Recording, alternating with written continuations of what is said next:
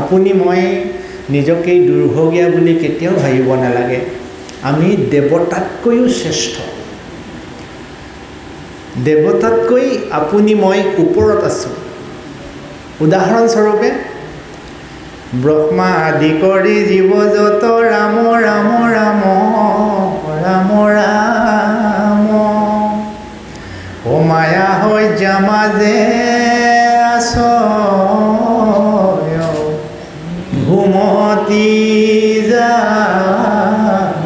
আমি যেনেকৈ মায়াৰ সজ্জাত ঘুমতি গৈ আছোঁ, ব্ৰহ্মাকে আদি কৰি যিমান দেৱতা আছে, যিমান দেৱী আছে, চবেই মায়া সজ্জাত ঘুমতি গৈ আছে। এইখিনিলৈকে ঠিকে আছে? আমাৰ লগত তেওঁলোক সমান হৈ আছে। আমি যে ওপৰত আছোঁ বুলি ক'লোঁ, এই কথাষাৰ আকৌ আপুনি চিন্তা কৰক। অ ভাৰত বৰিষ ধন্য কলি যুগ হৰিহ ৰে হৰি হৰি হৰি হৰি হৰি ব্ৰহ্মাৰ প্ৰাৰ্থনী নৰতনু অনুপাময়। এতিয়া আমাৰ বুজিবলৈ বাকী নাথাকিল যে ব্ৰহ্মায়ো নৰতনু পাবলৈ যিহেতু বাঞ্ছা কৰি আছে, তেতিয়া আমি যিহেতু নৰতনু পালোঁ, গতিকে আমি ওপৰ লেভেলত আছোঁ নাই? দেৱতাতকৈ আমি ওপৰ লেভেলত আছোঁ। গতিকে আমাৰ জীৱশ্ৰেষ্ঠ মনুষ্য হিচাপে আমি আৰাধনা কৰিব লগা এজনেই ঈশ্বৰ আছে। সেই ঈশ্বৰজনক মাধৱ পুৰুষে এনেকৈ চিনাই দিছে। সকলোৱে হাতযোৰ কৰি আমি আবাহন কৰোঁ। কৃষ্ণ দেৱ দুখ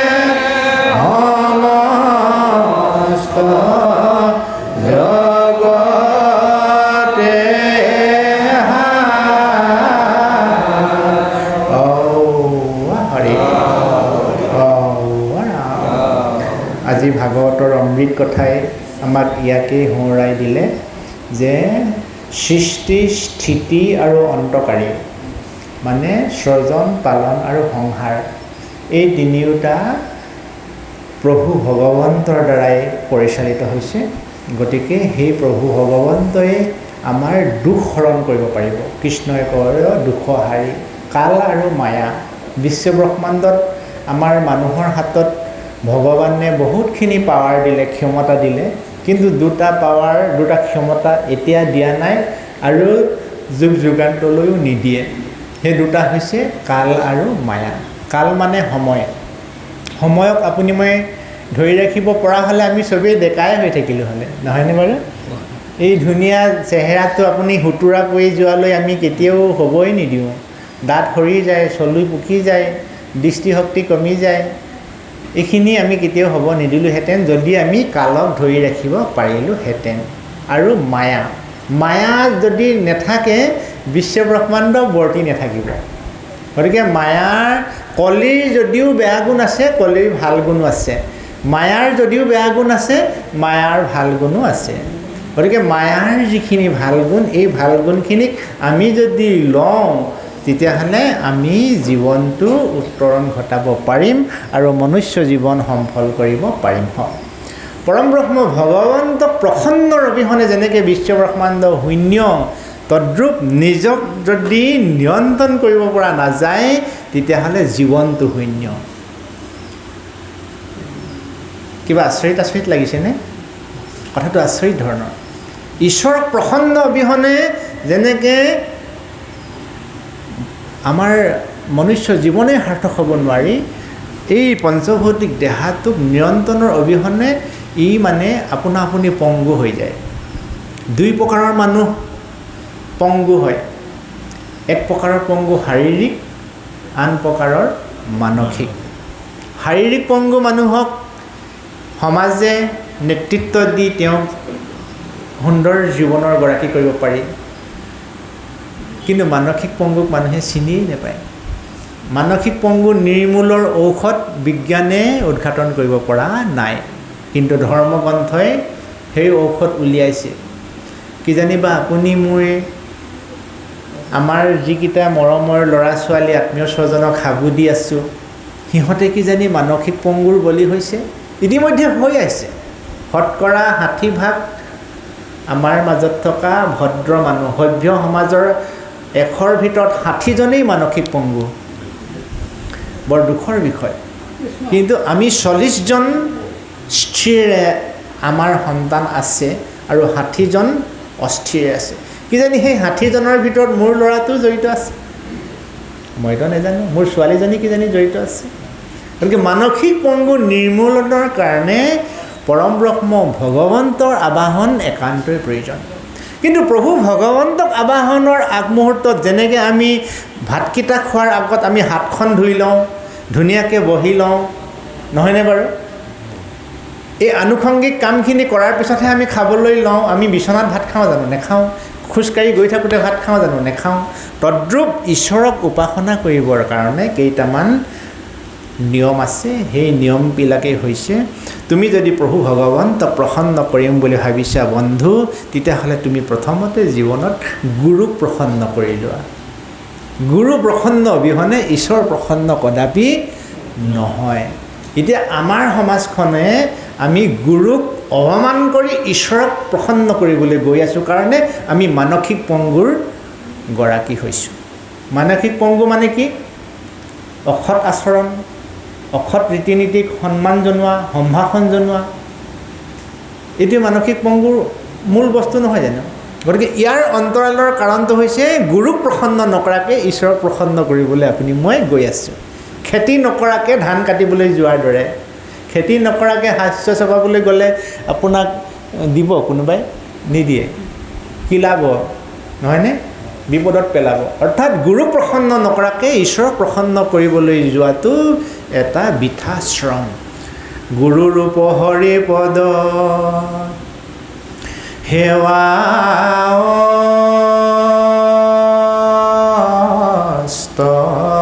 ধৰি সাৱধান হৈয়া দিও কম নবৈৰী গুৰু পদ সেৱা বিনে যতে পায় দুৰ্জয় মন জিন যায়। আমি আৰম্ভণি ক'ৰ পৰা কৰিছিলোঁ আৰু শেষতো সেই কথাটো আমি জুইন কৰি দিছোঁ দেই, লগাই দিছোঁ। যিহেতু আমি সময়ৰ মতে সামৰিম বুলি কৈছিলোঁ 4:30। আমি মনটো যে আমাৰ দুৰ্জয় মনটো যে আমি নিয়ন্ত্ৰণ কৰিব লাগিব আৰম্ভণিত মনৰ পৰা আৰম্ভ কৰিছিলোঁ, শেষতো মনতে সামৰিম। গুৰুপদ সেৱা বেনে যতে কওঁ পাই, দুৰ্জয় মন কোৱাউৰ জিনন নজায়। হে সংসাৰৰ মনুষ্য, তোমাৰ এই দুৰ্জয় মনটোক তুমি যদি নিয়ন্ত্ৰণত আনিম বুলি ভাবিছা, তেতিয়াহ'লে তুমি গুৰুৰ প্ৰতি শ্ৰদ্ধা বঢ়োৱা, গুৰুৰ ৰূপ চিন্তা কৰা আৰু হৰিৰ পথ চিন্তা কৰা। এতিয়া গুৰুৰ ৰূপ আপুনি মই এবাৰ চিন্তা কৰোঁ, ভাল লাগিব। আমি যিদিনাখন সৰু হৈ আছিলোঁ, আমাৰ কাৰণে আমাৰ মা দেউতাই ঈশ্বৰৰ সাধনা কৰিছিলে, প্ৰভু ল'ৰাটো ইমান জ্বৰ উঠিছে, তুমি ভাল কৰি দিয়াচোন। প্ৰভু আন ল'ৰাৰ দৰে মোৰ ল'ৰাটোকো তুমি নিৰোগী কৰিবা, বুদ্ধিমান কৰিবা, জ্ঞানী কৰিবা, স্বাস্থ্যৱান কৰিবা। এইবুলি আমাৰ মাসকলে, মাতৃসকলে নিজৰ ল'ৰাটোক এনেকৈ হাত বুলাই বুলাই মৰম নকৰে জানো? আমাৰ বাপসকলে কিন্তু সেইকণ কৰিবলৈ অকণমান সময়ে নাপায় ন, কৰ্মব্যস্ততা। সন্তানে বেছিকৈ মৰম মাতৃৰ পৰা পায়, আৰু মাতৃৰ আশা বহুত ল'ৰাক লৈ পেলাই, যে আনৰ ল'ৰাৰ দৰে মোৰ ল'ৰাটো ধুনীয়া হ'ব, মোৰ ল'ৰাটো স্বাস্থ্যৱান হ'ব, মোৰ ল'ৰাটো গুণী জ্ঞানী হ'ব, এইবুলি সপোন ৰচিছিলে আমাৰ মাহঁতে। কিন্তু আপুনি মই যেতিয়াৰ নিজে খুটি খাব পৰা হ'লোঁ, সেই নিগনিটোৰ দৰে আমাৰ জীৱন।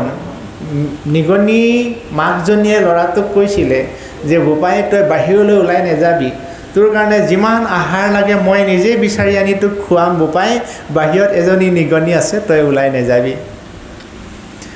মাকৰ অনুপস্থিতিত নিগনিটোৱে এতিয়া গাঁতৰ পৰা ওলাই মুকলিভাৱে দেখিলে, ৱাহ ইমান ধুনীয়া পৃথিৱীখন, ইমান খোৱা সম্ভাৰ আছে, মোক মায়ে মিছাকৈ আহিবলৈ নিদিয়ে, মই সদায় আহিম। এই বুলি আত্মভিমানত নিগনিটোৱে চাৰিওফালে বিচৰণ কৰি সুস্বাদু আহাৰ নিজে খাবলৈ পালে। আনন্দ কিৰিলিত সি আত্মহাৰা হৈ থকা অৱস্থাতেই জোপ লৈ থকা নিগনিটোৱে তাক থাপ মাৰি ধৰোঁ বুলি যেতিয়া চোঁচা ল'লে, নিগনিটোৰ প্ৰাণ ৰক্ষা কৰি যেনে তেনে সি গাঁতত সোমাই বাচিলে। আৰু ভিতৰত গৈ হুৰা হুৰে কান্দি আছে। মাক নিগনিজনী আহি পোৱাৰ লগে লগে সি গোটেই কথাখিনি ক'লে যে মা, মই তোমাৰ কথা নুশুনি মই বাহিৰ ওলাই গৈছিলোঁ, মোক সেই নিগনিজনীয়ে অলপতে খাই পেলাই, মোক সেই মেকুৰীজনীয়ে অলপতে খাই পেলাই মা। তেতিয়া মাকে কৈছিল যে বোপাই তই যদি মোৰ কথা শুনিলিহেঁতেন, তোৰ এই অৱস্থা নহয়। এতিয়া আমি সেই অকণমানি নিগনিটোৰ দৰে আমাৰ আজি জীৱনটো, আমি যেতিয়া পঢ়া শুনা কৰিলোঁ, ৰূপ যৌৱন হ'ল, ধন টকা পইচা হ'ল, মান সন্মান হ'ল, আমাৰ মায়ে যে আমাক লৈ সপোন ৰচিছিলে, আমাৰ দেউতাই যে আমাৰ কাৰণে কষ্ট কৰিছিলে, আমি সেইবোৰ কথা পাহৰি থাকোঁ। ভাল পাওঁ মাক মোৰ অতি মৰমৰ, মোৰ বাবে যাৰ নাই চিন ভাগৰৰ, ভাল পাওঁ দেউতাৰ স্নেহ নামুখ, তেওঁ মোৰ বাবে তেওঁ সহে কিমান যে দুখ। সৰুতে পঢ়ি অহা কবিতাবোৰৰ মূল্যই নাইকিয়া হয় কেতিয়া, যেতিয়া চাৰিওফালৰ পৰা সম্পত্তিবিলাক আহে, লগ সংগ আহে, বন্ধু বান্ধৱ আহে। গতিকে আমি এই শুভক্ষণত আমাৰ মা দেউতাক এবাৰ স্মৰণ কৰোঁ দিয়ক দেই। গুৰু স্মৰণ আমাৰ এই প্ৰভুজনা বয়সে গঢ়া কাকতি প্ৰভুজনা, এখেতৰ মা সংসাৰৰ পৰা যোৱা বহুদিন হ'ল, দেউতা সংসাৰৰ পৰা যোৱা বহুদিন হ'ল, কিন্তু আজি এখেতেও এখেতৰ মাকৰ স্মৃতিত এবাৰ ৰোমন্থন কৰি সকলোৱে কৰোঁ, নিজৰ মাক দেউতাকক এবাৰ মনত পেলাওক।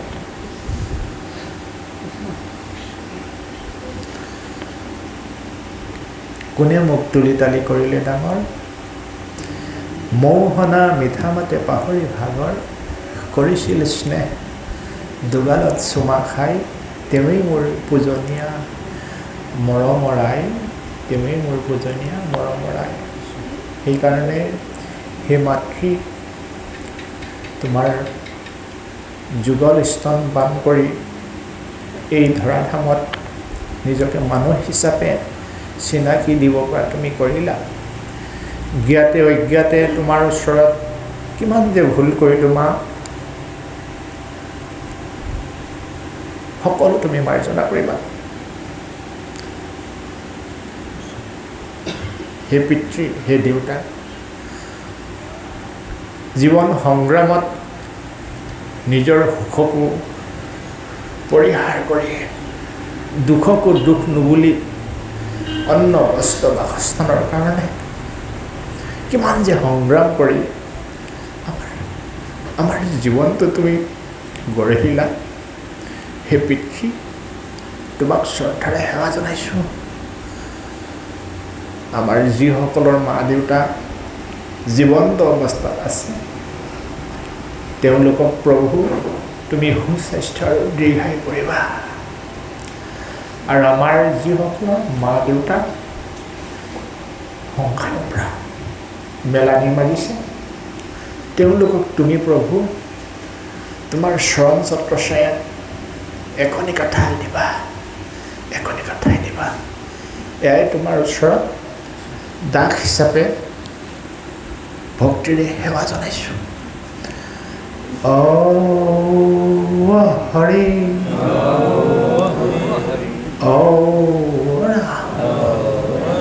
কৃষ্ণ কৃষ্ণ কৃষ্ণ। জীৱনত আমি যদি পিতৃ মাতৃ আশীৰ্বাদ পাইছোঁ সেই জীৱন ধন্য। এনেকুৱা পিতৃ মাতৃ নাই যি পিতৃ মাতৃয়ে সন্তানৰ পুত্ৰণ কামনা নকৰে। কিন্তু দুখৰ বিষয় যে পবিত্ৰ ঠাইডোখৰ এৰি আমি দূৰ দিগন্তত ফুৰিবলৈ যোৱাৰ দৰে আমাৰ সেই বৰেণ্য পিতৃ মাতৃৰ চৰণ চুই একাঁজলি আশীৰ্বাদ লোৱাৰ বিপৰীতে আমি দিশহাৰা জীৱন যাপন কৰিছোঁ, যাৰ কাৰণে সেই আশীৰ্বাদৰ পৰা আমি বঞ্চিত হৈছোঁ। এই হস্তপদ্মত ঐশ্বৰিক ভাণ্ডাৰৰ বীজ থাকে। যিদিনাখন ধ্ৰুৱই ঈশ্বৰক প্ৰাৰ্থনা কৰিবলৈ গভীৰ অৰণ্যত গৈছিল, নাৰদ মুনি শিকাই দিয়াৰ সেই মহামন্ত্ৰ উচ্চাৰণ কৰি ঈশ্বৰক প্ৰসন্ন কৰোঁতে প্ৰভু ভগৱন্ত ধ্ৰুৱৰ সন্মুখত বিৰাজমান হৈ দেখা দিয়াৰ লগে লগে ধ্ৰুৱৰ বাক শক্তি হেৰাই গৈছিল। পবিত্ৰ হাতৰ বুলনি ধ্ৰুৱৰ শিৰত দি দিয়াৰ লগে লগে ধ্ৰুৱৰ অনৰ্গল ঈশ্বৰ স্তুতি আহিবলৈ ধৰিলে। গৰুড় পক্ষীৰ পাখা যেতিয়া ছিগি গৈছিল আত্মীয় স্বজনৰ হাৱত, ঈশ্বৰৰ হাতৰ অকণমান বুলনিত গৰুড় পক্ষীৰ সেই পাখা লগে লগে গজি উঠিছিল। মহা অহংকাৰী দুৰ্যোধনৰ হাতৰ যি যাদু, সেই যাদু কৃষ্ণৰ বাদে কোনেও বুজি পোৱা নাছিল। ৰাজকীয় যজ্ঞত সেই হীৰামণি মুকুতাৰ বিতৰণৰ দায়িত্ব গ্ৰহণ কৰি দুৰ্যোধনে ৰাজকীয় যজ্ঞ ধ্বংস কৰিম বুলি ভবা সফল হ'বলৈ দিয়া নাছিল ঈশ্বৰে, বৰঞ্চ দুগুণ আগবাঢ়ি গৈছিল। সেই ঐশ্বৰিক ভাণ্ডাৰৰ বীজ এই হস্তত থাকে। সেইকাৰণে আমি মা দেউতাৰ চৰণ চুই সেৱা কৰিব লাগে। এটা দিন আছিল, এটা দিন আছিল মূৰত মোহাৰি মোহাৰি মৰম কৰা সেই দিনবোৰ এতিয়া অতীত হ'ল। ওচৰেই নেচাপে। আশীৰ্বাদ এনে বস্তু নহয় যে নিলগৰ পৰা দলিয়াই দিব। এই যে কাৰেণ্টটোত যদি আমাৰ আঙুলিটো লাগে তেতিয়াহে সি আমাৰ শৰীৰ ক্ষতি কৰিব বা কাৰেণ্ট প্ৰবাহিত হ'ব, বিদ্যুৎ প্ৰবাহিত হ'ব। যদি তাত মোৰ কাৰেণ্টত যদি মোৰ আঙুলিটো নালাগে তেতিয়ালৈকে মোৰ দেহাত বিদ্যুৎ প্ৰবাহিত নহয়। মই ভকতৰ চৰণ চুব পাৰিব, মোৰ দেউতাৰ হাতখন মোৰ শিৰত থাকিব পাৰিব লাগিব, মই সমাজত এই শিৰটোত দোৱাব পাৰিব লাগিব। সেইগৰাকী ভাল ভাইজা, যি ভাইজিয়ে স্বামী সেৱা কৰে, সেইগৰাকী ভাইজিয়াৰ সুখ শান্তিৰ অনাৰ্পণ হ'ব। স্বামী তপ স্বামী যুৱ স্বামী কৰোঁ ধ্যান, স্বামীৰ কুশল বিনে নিশ্চিন্ত আন। আইগৰাকীৰ কাৰণে মানুহজনেই সৰ্বে সৰ্বা, কোলাই হওক বগাই হওক ধনীয়ে হওক দুখীয়াই হওক, মানুহজনৰ অবিহনে মানুহজনীৰ মূল্যই নাই। তদ্ৰূপ আমি সংসাৰৰ জীৱশ্ৰেষ্ঠ মানুহবিলাকৰ আমাৰ স্বামী হৈছে কৃষ্ণ, আমাৰ আৰাধ্য দেৱতা হৈছে কৃষ্ণ। আমি পূজা সেৱা ভক্তি কৰিব লাগে এই কৃষ্ণ ঈশ্বৰক, তাৰ বাদে আমাৰ জীৱনৰ মূল্যই নাই। আহিলোঁ গুৰুঘাটে, আহিলোঁ পিতৃঘাটে, যামগৈ গুৰুঘাটে। এইটো সংসাৰৰ এটা নিয়ম। শৰণ মানুহৰ অত্যন্ত গুৰুত্বপূৰ্ণ বস্তু। শৰণকালৰ পৰা বিধিৰ কিংকৰ গুচি কৰে সদা শ্ৰৱণ কীৰ্তন। জন্মলগ্নৰ লগে লগে মানুহে অগণন বিধি কিংকৰ লৈ আহে। এই বিধি কিংকৰ ইষ্ট দুখৰ কাৰণে আমি বিভিন্ন পূজা পাৰ্বণ হাঁহ পাৰ বলি দিয়া বিধান আমাৰ মংগলতীবিলাকে চাই পেলাই যে কয় ইয়াৰ মিছা কথা নহয়, ইয়াত যুক্তিযুক্ততা তথ্য আছে। কিন্তু ধৰ্মগ্ৰন্থই কৈছে সেই কথাখিনি মিছাও হ'ব পাৰে। গতিকে এটাই মাত্ৰ উপায় আছে যে প্ৰভুৰ ভগৱন্তই ৰাম নামে ৰাম নামে ৰাম নামে হাৰ ৰাম নামেই কৰি আছে জগতক উদ্ধাৰ। গতিকে তুমি ৰাম নামত ভৰসা কৰি কৰ্ম কৰা, যে তোমাৰ যিমানবিলাক বিধি কিংকৰ আছে সকলোবিলাক নিৰ্মূল হ'ব। সেই অনুপাতে আমাক আমাৰ মা দেউতাই আমি জন্ম হোৱাৰ লগে লগে আমাক বিধি কিংকৰ গুচাবৰ কাৰণে আমাক শুদ্ধিকৰণ কৰোৱাইছিল। কিয় শুদ্ধিকৰণ কৰোৱাইছিল? সংসাৰলৈ অহা প্ৰত্যেকটো জীৱই বিধি কিংকৰ লৈ আহে।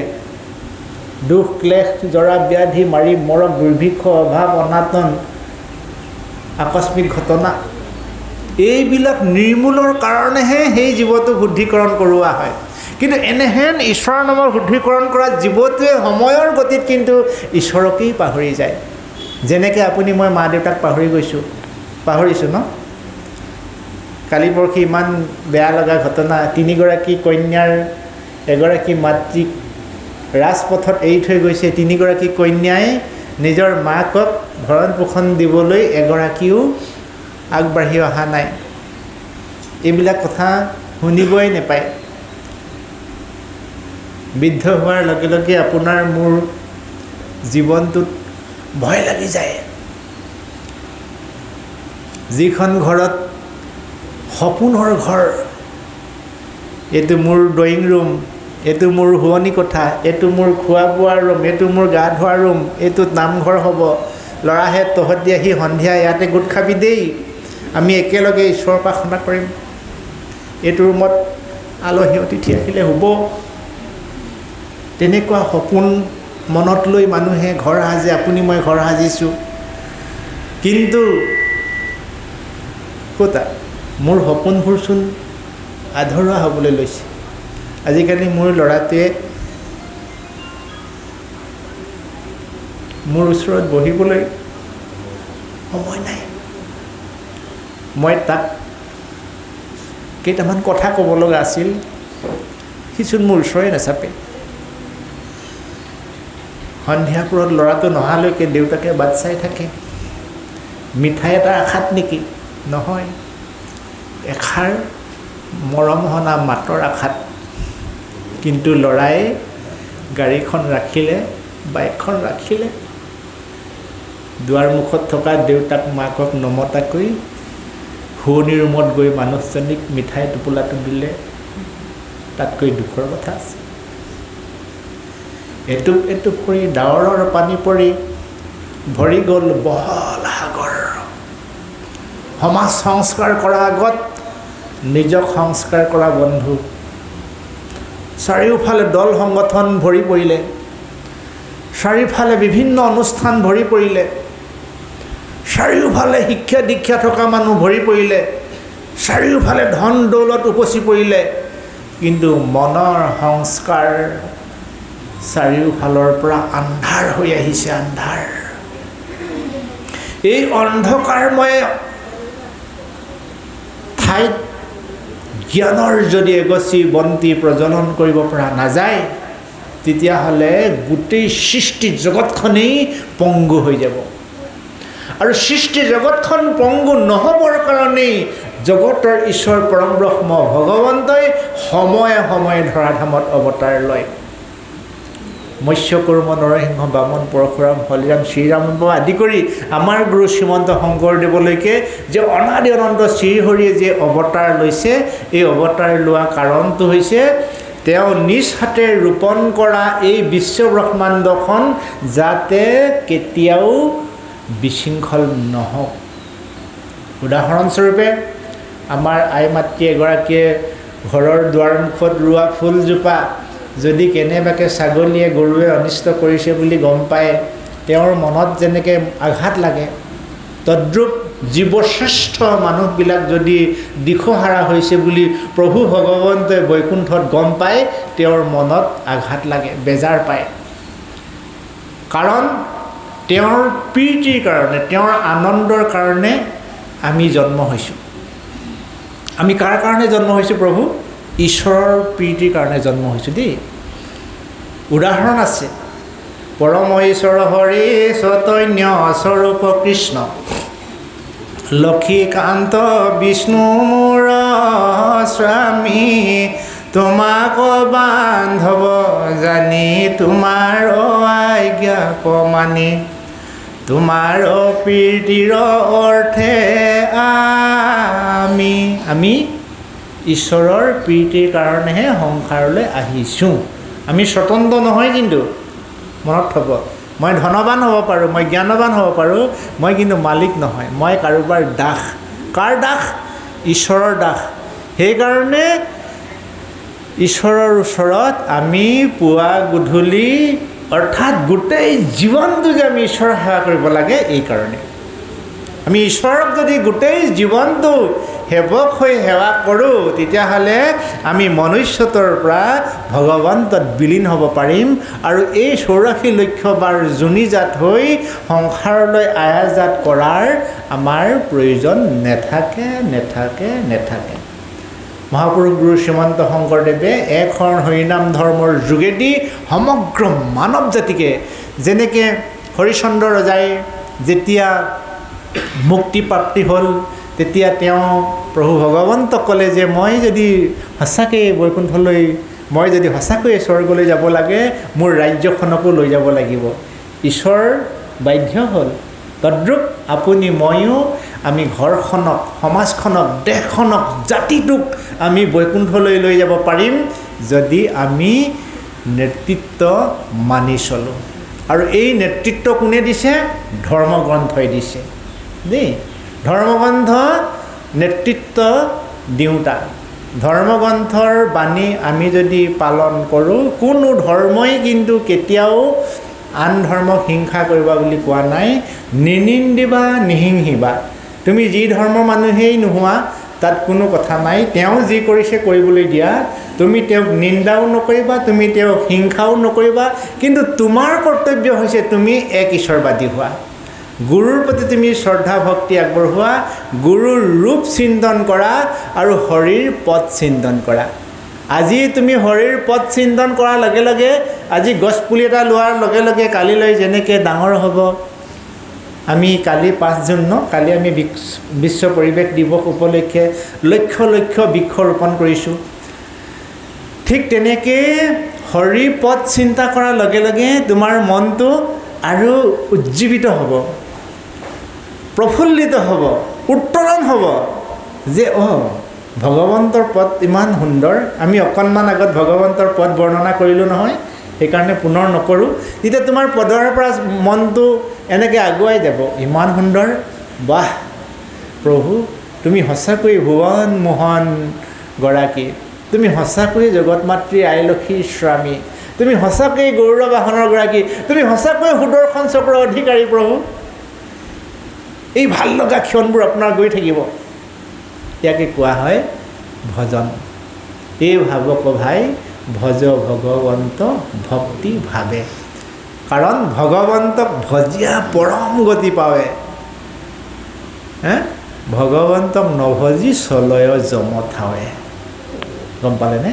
যি মনুষ্যই ভগৱন্তক ভজনা নকৰে সেই মনুষ্যই যমলোকলৈ যাব। যি মনুষ্যই ভগৱন্তক ভজনা কৰে সেই মনুষ্যই বৈকুণ্ঠ লোকলৈ যাব। বৈকুণ্ঠ লোকখনৰ কথা অকণমান বৰ্ণনা কৰি আমি অনুষ্ঠান সামৰিম।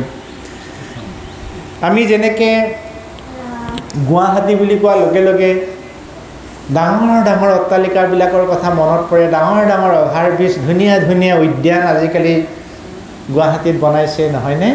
ঠাই এডোখৰ কোৱাৰ লগে লগে যেনেকৈ ঠাইডোখৰৰ গোটেই পৰিৱেশটো মনলৈ আহি যায়। আমাৰ ঘৰখন বুলি কোৱাৰ লগে লগে ঘৰখনৰ পদূলিৰ পৰা আপুনি ভাবি যাওকচোন শোৱনি কোঠালৈকে সন্মুখৰ গোটেই কথাখিনি মনত পৰি যায়। তদ্ৰূপ বৈকুণ্ঠ বুলি কোৱাৰ লগে লগে বৈকুণ্ঠ বৰ্ণনা নামৰ এটি অধ্যায় কীৰ্তনত উল্লেখ আছে।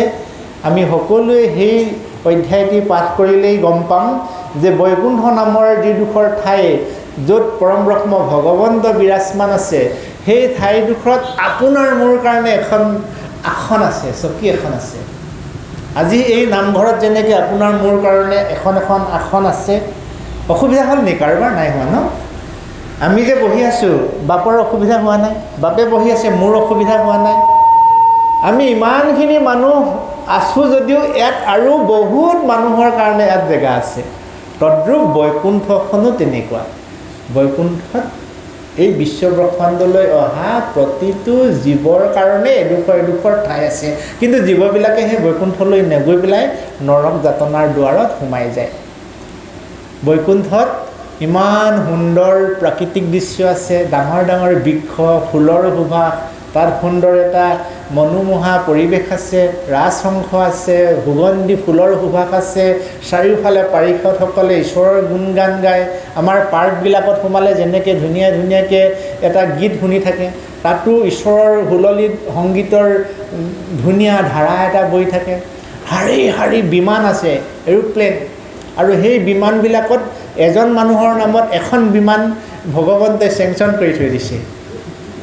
এতিয়া আমি সেই বিমানখন নোলোৱা কাৰণে হাত বিমান বহুত পচি গৈছে বুলি কোৱা শুনিছোঁ। মানে বৈকুণ্ঠলৈ যোৱা বিমানবিলাক এনেই বেয়া হৈ গৈছে, পচি গৈছে, ব্যৱহাৰ নাই হোৱা যে। গতিকে আপোনাৰ নামত থকা বিমানখনত আপুনি আমন্ত্ৰণ কৰে, সেই বিমানখনত তুমি উঠা। এই বিমানখনৰ যোগেদি মনুষ্য জীৱন সফল কৰিব পাৰি পাৰি পাৰি। শেষত উমাকান্ত বৈৰাগীদেৱে গোৱা মহাপুৰুষ শ্ৰীমন্ত শংকৰদেৱৰ এষাৰ নাম আধৰো সকলোৱে গাব, লগে লগে অনুষ্ঠান সামৰিম। শংকৰদেৱে দি গ'ল নামৰ মালা,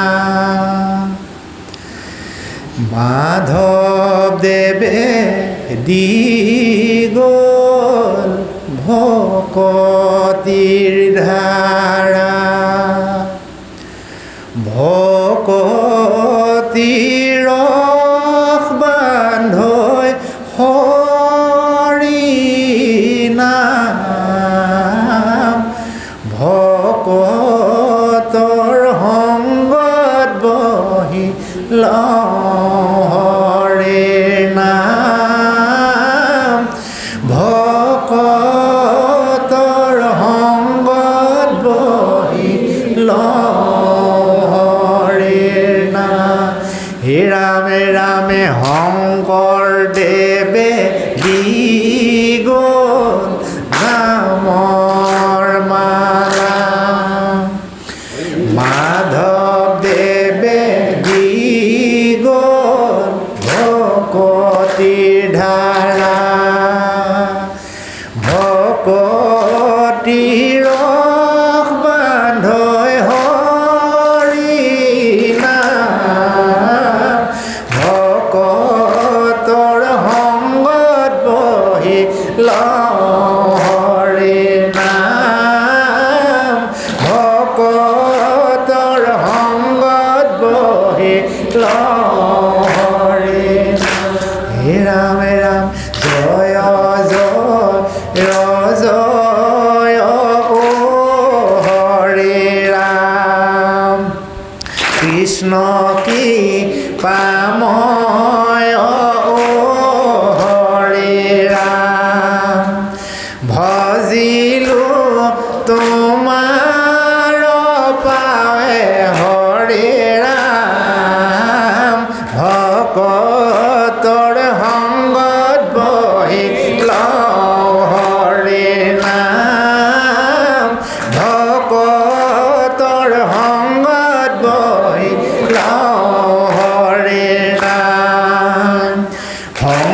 শংকৰদেৱে দি গ'ল নামৰ মালা মাধৱদেৱে দি গ'ল ভকতিৰ ধাৰা ভকতিৰ বান্ধৈ হৰি নাম ভকতৰ সংগত বহি হৰি নাম ভকতৰ সংগত বহি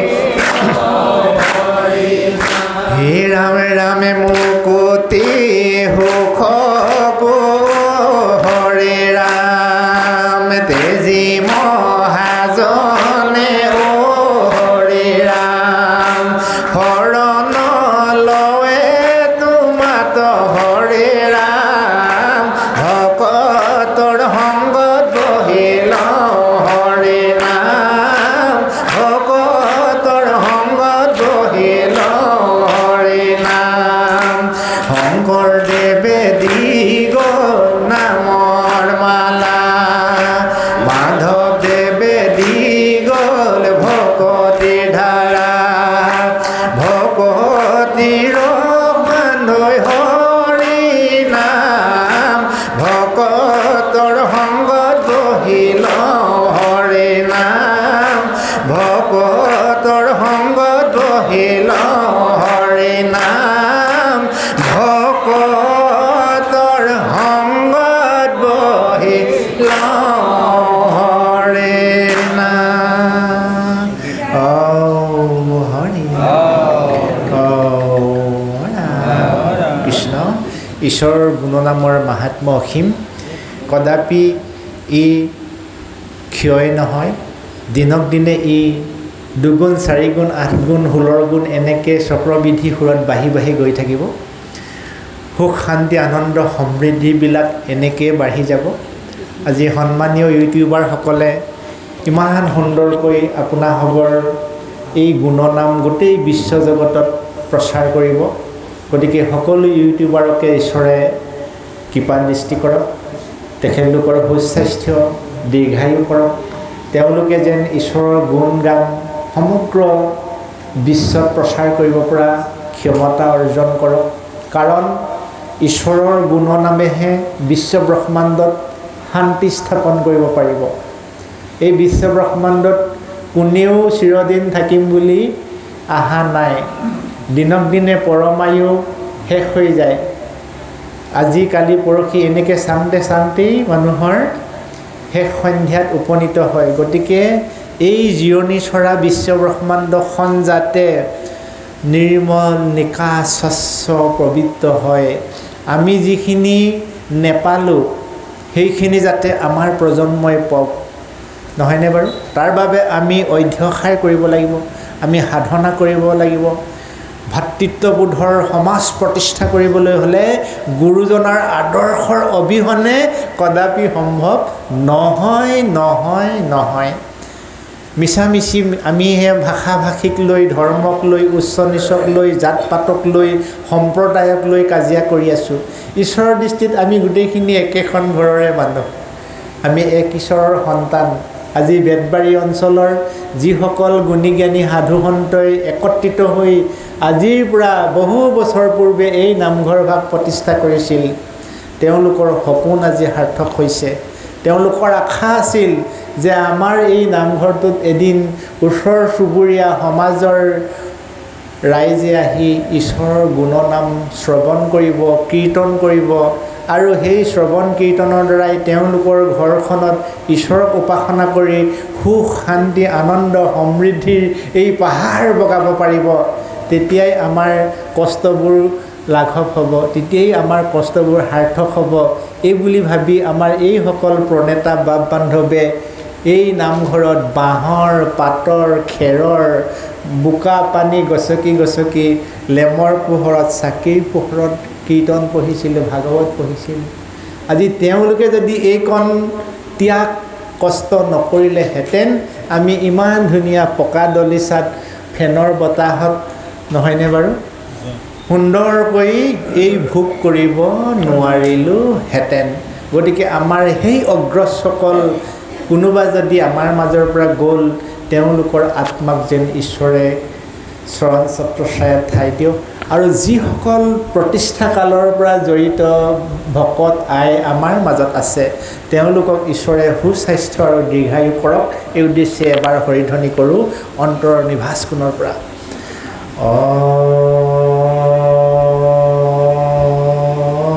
হৰি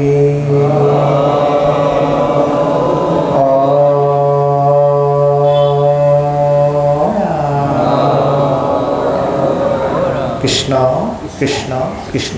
সেই মহামান্য সজ্জনসকল, আমি সময়ৰ প্ৰতি সংগতি ৰাখিছোঁ। 2:30 পৰা 5:10, প্ৰায় 2 ঘণ্টা 40 মিনিট সময়ে আমি ঈশ্বৰৰ কথা শুনিলোঁ। এই ঈশ্বৰৰ কথা আমাৰ জীৱনৰ যাতে সম্বল হওক, জীৱনৰ মেৰুদণ্ড হিচাপে হওক, জীৱনত অন্ন বস্ত্ৰ বাসস্থান যেনেকৈ আমাৰ মৌলিক অধিকাৰ, অন্ন বস্ত্ৰ বাসস্থানৰ অবিহনে যেনেকৈ আমাৰ জীৱনটো তেনেই শূন্য, তদ্ৰূপ ভক্তিও হৈছে আমাৰ অত্যন্ত মেৰুদণ্ড সদৃশ। মাধৱ পুৰুষে কৈছে যে আনযত হবে মিছা ভক্তিৰ অভাৱে। এই ভক্তিৰ যি মেটমৰা ভঁৰালৰ দুৱাৰখন খুলি আপোনাসৱৰ মাজত বিতৰণ কৰোঁতে এই দাসৰ শত সহস্ৰ ভুল গুটি হৈ গৈছে। জীৱনত নিজৰ বুলিবলৈ কেৱল মা দেউতা আৰু গুৰু ভকতৰ একাজলি আশীৰ্বাদৰ বাদে আমাৰ একোৱেই নাই। গতিকে এইখনকে আপোনাসৱৰ আগত বিলাই দিওঁতে যিখিনি ভুল কুটি হ'ল, সেই ভুলৰ মাৰ্জনা কৰি সাধু সন্ত সমাজৰ দাস হিচাপে ঈশ্বৰৰ গুণগান জনমানসত প্ৰচাৰ প্ৰসাৰ কৰিবলৈ আপোনাসৱে যাতে একাজলি আশীৰ্বাদ দিব, ইয়াকে কামনা কৰি আমি সময়ৰ লগত সংগতি ৰাখি আপোনাসৱৰ মাজত ঈশ্বৰৰ কথা ইমানতে আমি সামৰি আমি দোহাৰি দিব খুজিছোঁ।